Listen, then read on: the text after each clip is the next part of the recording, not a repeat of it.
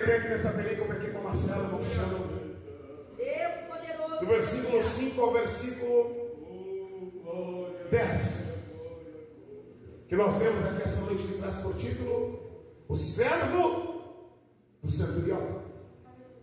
Jesus está então em sua trajetória ministerial de milagres, de cura, de ensino, de libertação, de restauração, libertando, curando, ensinando, transformando, restaurando. E a Bíblia diz no versículo 5 do capítulo 8 de Mateus, que lemos: e entrando Jesus em Cafarnaum, chegou junto dele, ou seja, se aproximou dele, um centurião, rogando-lhe, implorando-lhe, meu Deus, suplicando-lhe. Meu Jesus, olha aí, Jesus. Está vendo Jesus, irmão Marcelo, se dirigindo a Cafarnaum? E a Bíblia diz, pastor Eliseu, quando ele entra na cidade, o centurião era um homem que governava uma centúria. Glória a Deus. Era um centurião romano.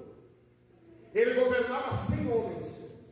Ele tinha 100 homens a seu comando. É verdade. Ele tinha 100 homens às suas ordens. Meu Deus. Ele dizia, vai lá, e ele ia. Oh, Jesus. Ele dizia ao outro, faz isso, e ele faz. Então, nos dias de hoje, no quartel, no exército, na brigada militar, ou na área da vigilância, na área da segurança privada, ele dizia, quando eu trabalhei nessa área, eu trabalho ainda, fica aqui, em QAP, em frente dessa loja, na externa desse lugar. Tudo que o centurião dizia, eles obedeciam. Ele era quem governava aqueles homens. Ele era quem tinha autoridade sobre eles. Ele dizia e não podia ser contrariado. Nenhum dos seus soldados, dos seus comandados, podia retrucar alguma ordem que ele dava a eles. Porque ele era o general, ele era o comandante, ele governava. É, Jesus. Vai lá, faz isso que ele faz. Hoje tu vai ficar aqui 12 horas no plantão. Hoje tu vai ficar 24 horas aqui. Ele mandava, ele estava no comando. Mas este homem, este centurião, quando ele avista e ele vê Jesus entrando na sua cidade em Cafarnaum, a Bíblia diz que imediatamente este homem, este centurião, este homem importante em Roma, ele não perde tempo. Oi, Jesus. Ele não desperdiça. Meu Deus, olha aí, De Jesus. se aproximar do Filho de Deus. Ai, Jesus. Você foi bem aventurado essa noite. É. É bem verdade que não é fácil se deslocar com chuva. Não é fácil se deslocar depois de uma semana fatídica de trabalho, hoje é feriado. Não é fácil vir obra missionária, e nós vivemos em um país livre chamado Brasil, onde em horário nobre temos plena liberdade de abrirmos as portas da casa do Senhor e nos reunirmos para prestarmos o nosso culto a Deus. Portanto, essa noite valorizemos a cada instante em que estamos aqui dentro na presença do Senhor. Aleluia, Jesus. Glória a Deus. Só não recebe a manifestação de Deus quem fica indiferente ao mover e ao agir do Espírito Santo. Só não recebe, querido pastor Eliseu, a manifestação de Deus aquele que se acha grande demais. Esse permanecerá vazio, mas aquele que reconhece que é pequeno e depende do azeite do Espírito Santo, ele vai fazer transbordar o teu cálice hoje. Ele vai fazer transbordar o teu cálice hoje. Receba azeite de Deus sobre a tua vida. Receba azeite de Deus essa noite. Abra o seu coração. Se você quer a manifestação de Deus, é necessário abrirmos o coração e derramarmos a nossa alma perante o Senhor. Quando o menino Jesus nasceu, os magos levaram presentes, dádivas ao menino Jesus. E quais foram os presentes que eles levaram e ofertaram ao menino Jesus? Ouro, incenso e mirra. E cada um desses presentes no mundo espiritual tinha uma significação muito importante e apontavam para o ministério terreno daquele menino que ali estava. O ouro estava indicando que o ministério terreno do menino Jesus seria marcado por glória.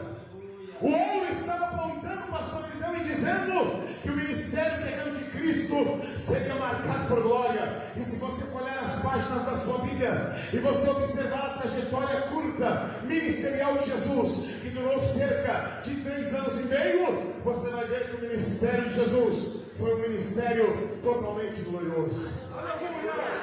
Se você olhar as páginas da Bíblia como ação, você vai ver Jesus desafiando a lei da gravidade no mar da Galileia. Na quarta vigília da noite, diz a Bíblia que os discípulos estavam sozinhos no meio do mar, obviamente com medo, encoberto pelas trevas da madrugada. A primeira vigília era das 18 às 21, a segunda das 21 à meia-noite, a terceira das 0 horas às 3 da manhã, a quarta vigília se estendia das 3 da manhã às 6 da manhã, sozinhos no meio do mar. Os ventos eram contrários sobre a embarcação dos discípulos. Qualquer um ficaria aterrorizado, qualquer um teria medo. Eram homens pescadores, experientes, conheciam e sabiam lidar com o mar, mas naquela madrugada eles viram a morte diante deles. Está dizendo que quem liberta é o Filho de Deus. Aleluia. É Ele quem promove a libertação. É Ele quem quebra cadeias, correntes e grilhões espirituais de sobre a vida de uma pessoa, de um ser humano que é a imagem de Deus. Então a glória, o louvor, a honra, a adoração pertencem unicamente ao Filho de Deus, que é o protagonista da igreja, que é o protagonista deste culto aqui esta noite. Ele é a personagem principal, ele é a pessoa mais importante desta festa, deste lugar. Viemos aqui por causa dele. Estamos aqui em torno do nome dele. Estamos aqui para reverenciar. E ele afirma que aonde 2 ou 3 se reunirem, se 2 ou 3 se reunirem com um propósito, um objetivo, ou seja, ele diz aonde 2 ou 3 se reunirem em meu nome, disse ele, ali eu me farei presente, ali eu estarei presente com a minha presença.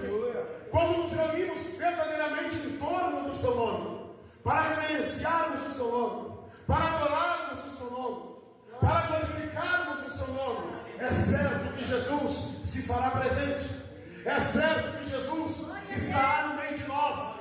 E eu quero dizer-lhes aqui esta noite que Ele está presente. A Bíblia diz que Misael, Ananias e Azarias, ou Sadraque, Mesaque e Abednego, em Daniel 3, foram lançados em uma fornalha de fogo ardente, sobremaneira acesa pelo rei pagão idólatra Nabucodonosor, que estava pressionando-os para que eles viessem adorar, se encurvar e se prostrar diante da sua estátua. Mas eles mantiveram a sua fé no Senhor, e quando foram lançados na fornalha de fogo ardente, a Bíblia diz que o rei se apavorou, porque ele esperava que eles fossem incinerados. Ele estava na expectativa, pastor Eliseu, que eles viessem ser transformados em cinza dentro da fornalha de Nabucodonosor. Mas a Bíblia diz que o rei olhou para dentro da fornalha e ele avistou o quarto homem que lá estava passeando no meio do fogo. E a Bíblia diz que eles saíram ilesos do meio do fogo. Portanto, aonde 2 ou 3 estiverem presentes para adorá-lo, para glorificá-lo, aleluia!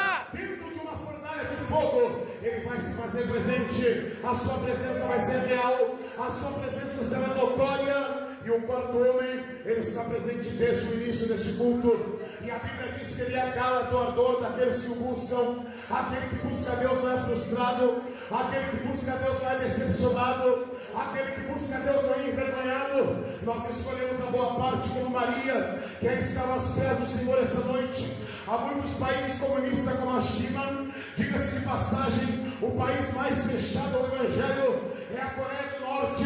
Os irmãos têm que cultuar a Deus clandestinamente na China, na Síria, em alguns países da África, mas a Bíblia, mas lá nesses países longínquos, os missionários estão, como o apóstolo Paulo. Mateus, culto de cura divina e libertação, Mateus capítulo 8, Evangelho de Mateus capítulo 8, versículo 5 em diante, que traz por título o centurião de Cafarnaum.